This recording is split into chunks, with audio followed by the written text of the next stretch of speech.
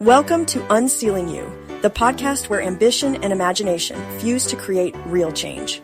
I'm your host, Dr. Natalie Luke, and together we'll explore how to break through barriers, whether it's imposed by society, by ourselves, or by other circumstances. This is your space to dream boldly, grow confidently, and take inspired action toward the life you're meant to lead. So, let's dive in and start unsealing your potential. What if ambition wasn't a dirty word, but a declaration of possibility? For too long, women have received subtle signs, causing them to play small and settle for fitting in. But here, we do things differently. We ask ourselves, what would I love? Instead of settling for less. And when fear shows up, that's good news. It means you're on the cutting edge and moving in the right direction. We take small, intentional steps that align with our values, dreams, and the legacy we want to create. If you've ever felt stuck between ambition and expectations, between wanting more and wondering if you're allowed to go after it, this conversation is for you. Today's guest, Kara Taylor, knows precisely what it means to redefine ambition. A licensed clinical social worker, CEO, and former Air Force leader, she spent 12 years in the military before successfully transitioning to business ownership. Now, she's helping women, veterans, and professionals achieve clarity, confidence, and courage. The path to something greater starts with a single step, and today we're taking it together. Let's dive in. Kara, I'm so happy to have you on and here to talk about dream building, imagination, and ambition. Kara, I know ambition is often seen as a naughty word for women. It's something that we're not supposed to have or not supposed to show. And I want to understand, how do you think we can redefine ambition for women? And how does imagination play a role in breaking through these societal barriers?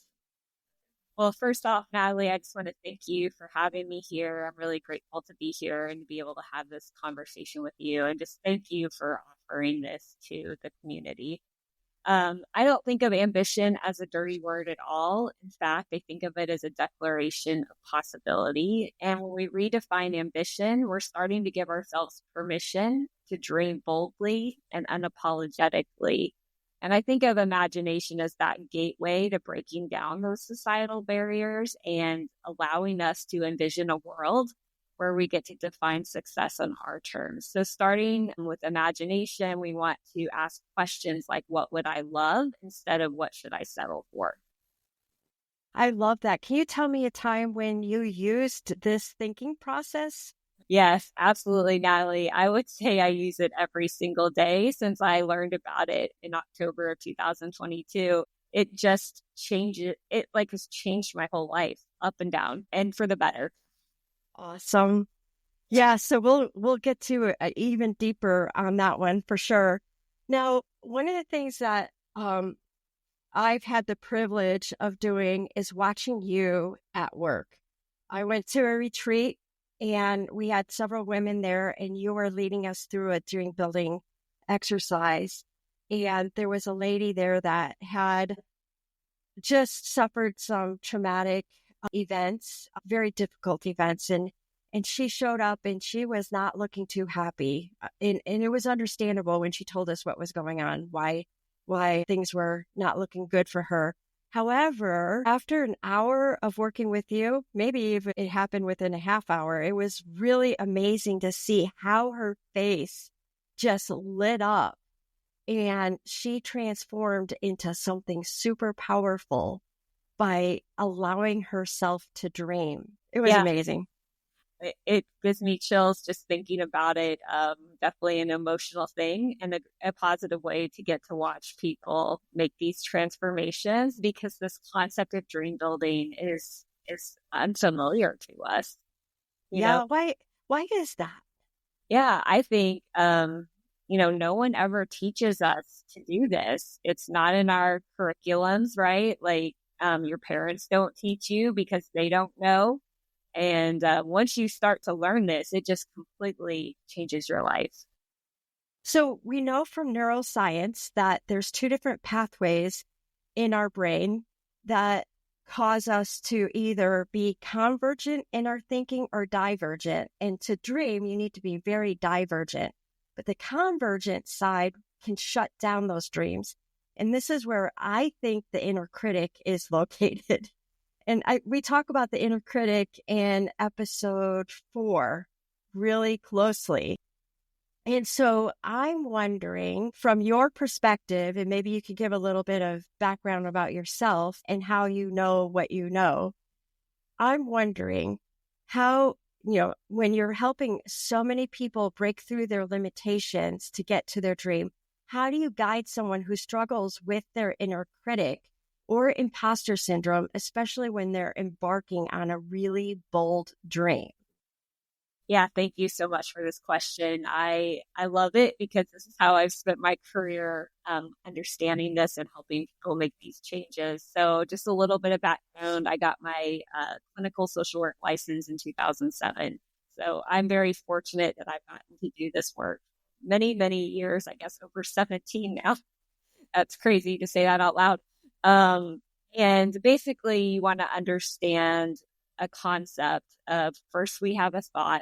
That thought generates a feeling. That feeling generates an action, and that action generates a result. So just to break it down in a very simple example is if you can't find your keys and then you have a thought, I'm going to have a bad day, then you start showing up agitated, right? You're feeling agitated that you can't find your keys and this idea that you're going to have a bad day. And then you're carrying around that energy and you start doing things behavior wise that are congruent with having a bad day, right? And that's your result. And as I was mentioning earlier, like no one anywhere teaches you how to think differently. We don't learn this in schools.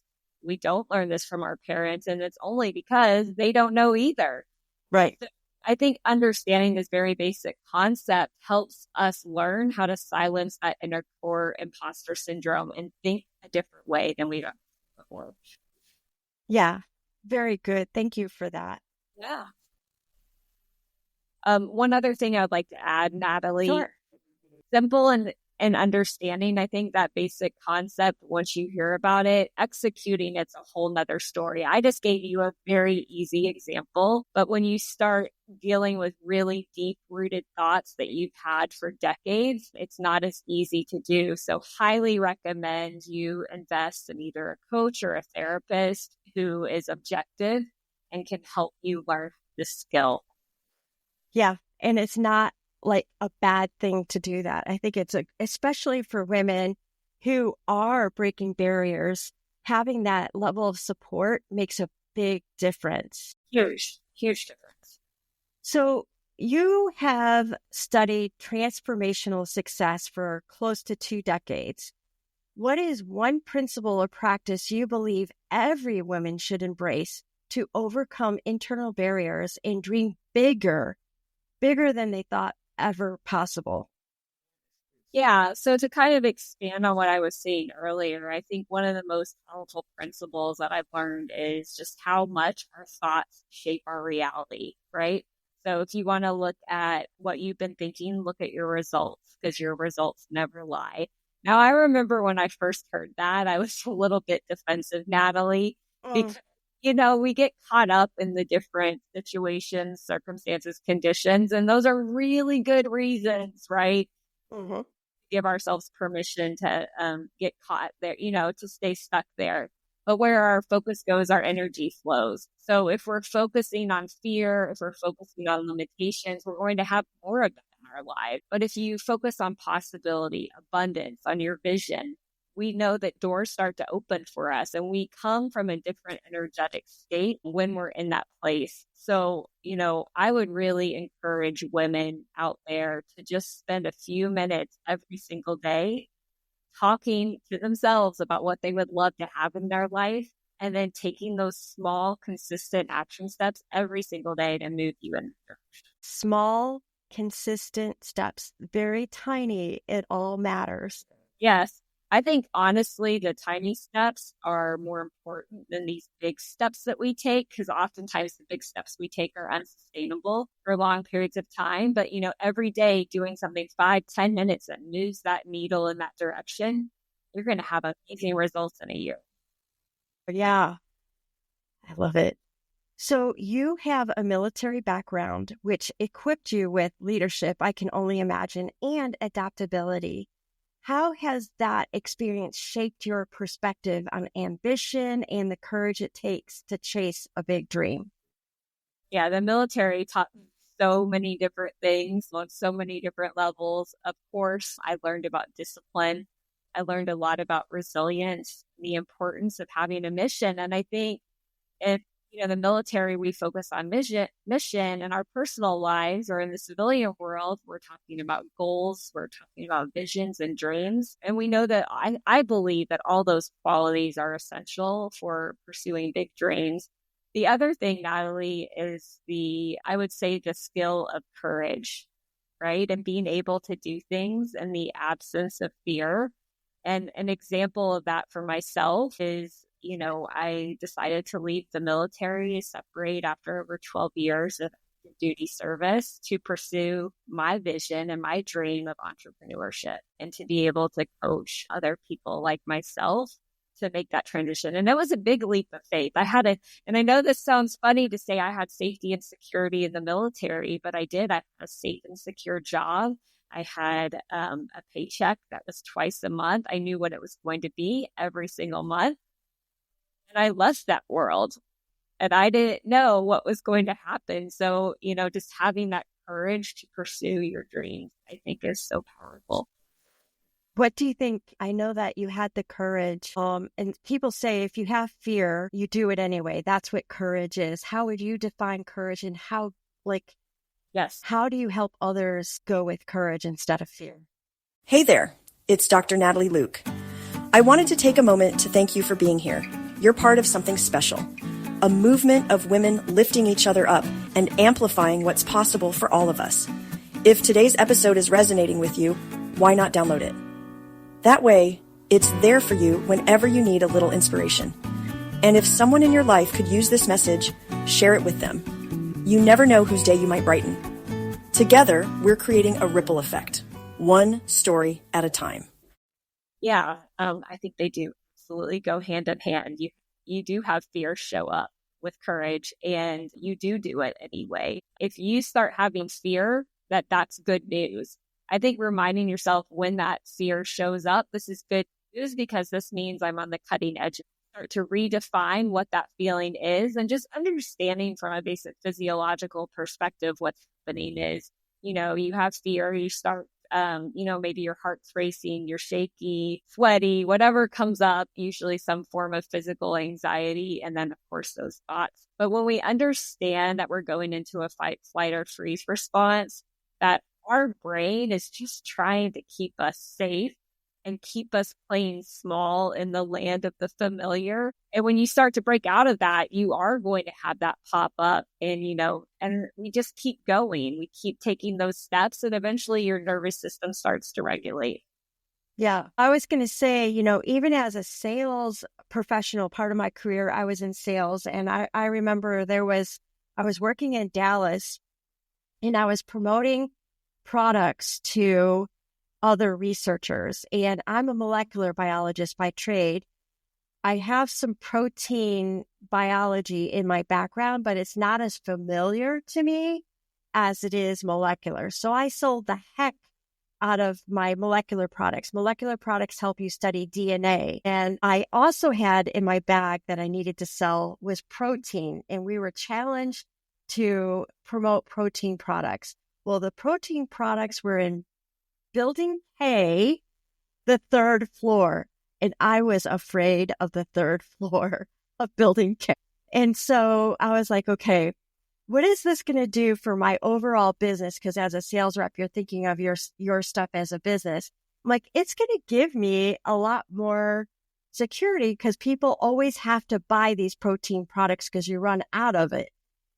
I'm like, I have to get over that fear. And so what I decided is that if I didn't have one palm sweating moment a day, I wasn't pushing myself as a businesswoman. And I think it goes along with having the fear and the courage. It's like, okay, great. My palms are sweating. I'm doing my job. Exactly. Like if you aren't scared, you're not dreaming big enough. There you go. Well, and it's interesting when I went to Building K, I'm like, hey, these people are pretty nice. And besides that, not very many sales reps are here. This could be a good opportunity for me. Everybody else is scared. So if I'm not scared and I'm going through here, I have no competition. Well, and it doesn't mean, right, that you're not scared. You were scared and you did it anyway. Yeah. And I learned something. I learned it wasn't so bad. And that's what happens, right? Is we think something's scary and then we go to do it. And then you're like, that wasn't that scary at all. Yeah, for sure. So you talk about creating a richer, more fulfilling life. I mean, you mentioned that your face got super bright. How can women reconcile their ambitions with societal expectations? Like, you're not supposed to be doing that. Women, you're the kind of the secretary of the building, even if you're the VP. So how do women reconcile their ambitions with societal expectations to ensure they're building not just success, but a legacy that they're proud of?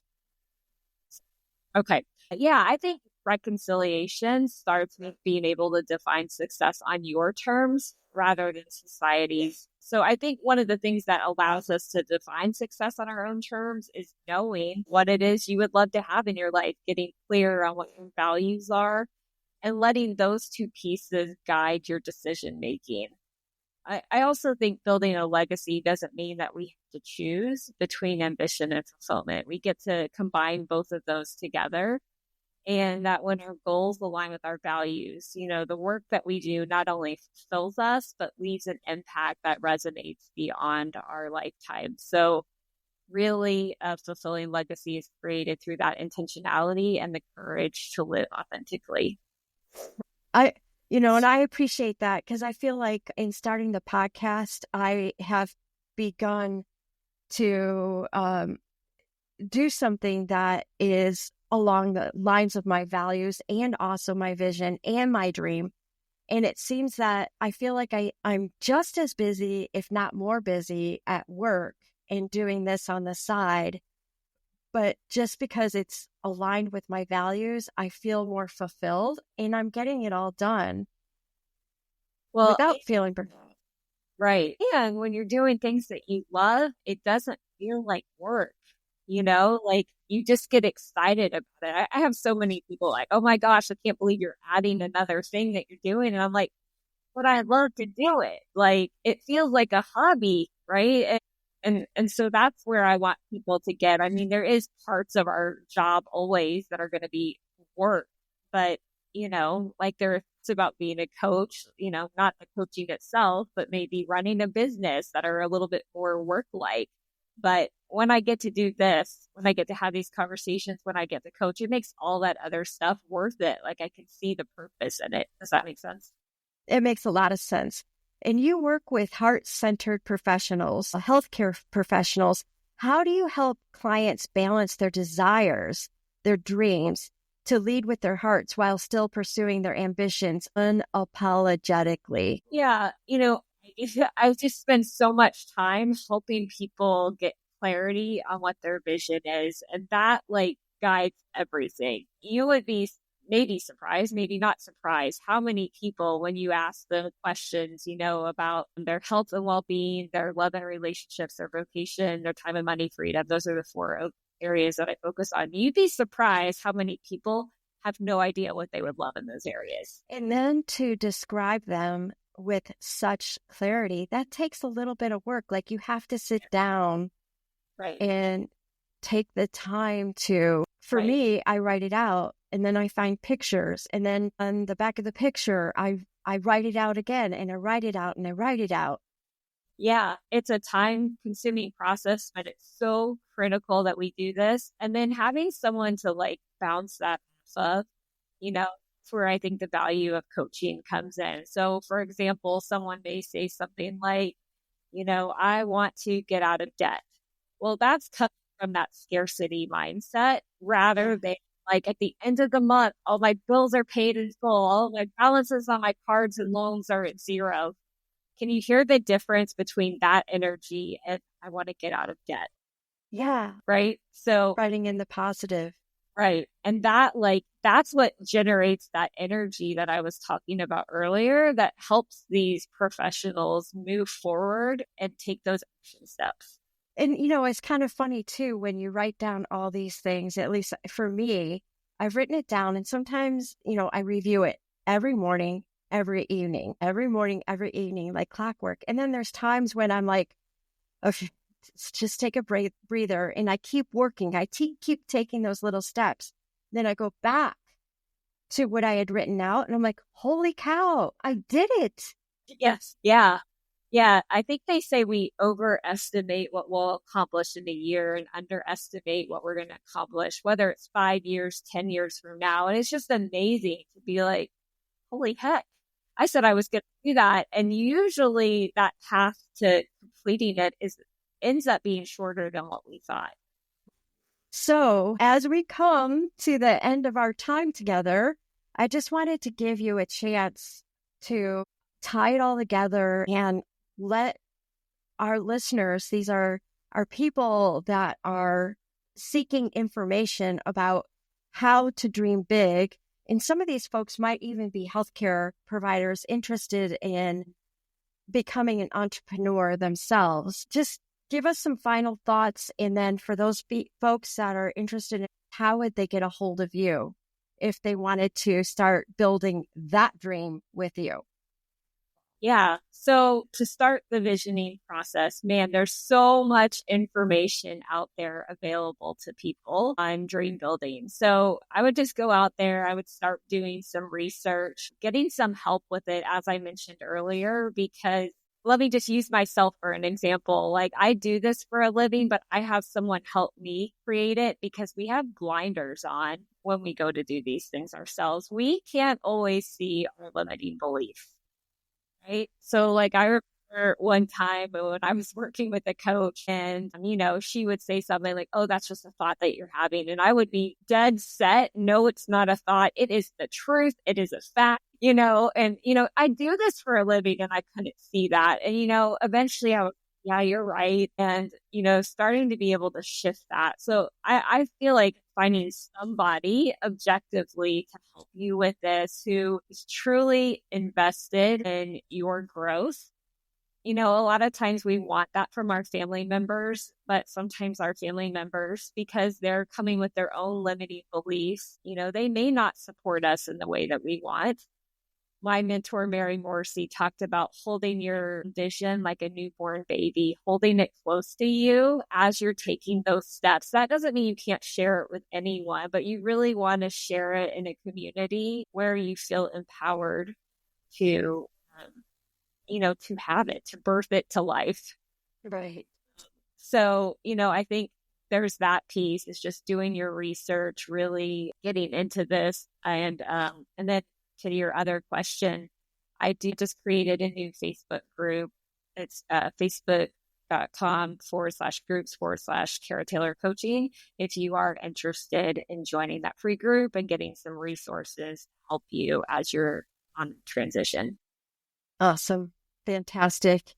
Well, I thank you for being here. We'll be talking in the future on another episode, taking this a little bit further. I love that. Now that we know ambition isn't something to hide, let me ask you this. What's stopping you from stepping into your biggest dreams? For too long, we've played small, waiting for permission, doubting ourselves. But here's the truth. If you feel fear, it doesn't mean stop. It means go. It means you're on the cutting edge of right. But I get it. That little voice, the inner critic, keeps whispering, who do you think you are? How will you get this done? It makes us hesitate, question, and even walk away from what we truly want. Here's what I want you to know. You are not alone. You don't have to navigate this journey by yourself, and you don't have to take a giant risky leap all at once. The most powerful transformations come from small intentional steps, steps that feel doable, steps that build confidence, steps that create momentum. You don't have to figure everything out today. You don't have to take a massive leap into the unknown. This is about one small, meaningful step in the direction of what you want. You can break free from the limits you didn't choose. You can dream boldly. And you can create a life that feels right for you. And before we go, I just want to say thank you. Thank you for showing up, for staying all the way through, and for choosing to invest in yourself. That alone, that's a step forward. So if you've ever wondered what's next for me, this is your invitation to explore. Your next step is right here. Take radical responsibility for your life and watch the ripple effect unfold. Congratulations on making it to the end of this episode of Unsealing You. Staying until the end shows that you're an action taker, ready to grow and make bold moves in your life. So why not take the next step? Join the Unsealing Zone. Our membership community is for women who are lifting each other up and amplifying what's possible. Together, we'll support and inspire one another as we break through barriers and create lasting change. Check out the show notes for all the details. Until next time, take radical responsibility for your life and watch the ripple effect unfold.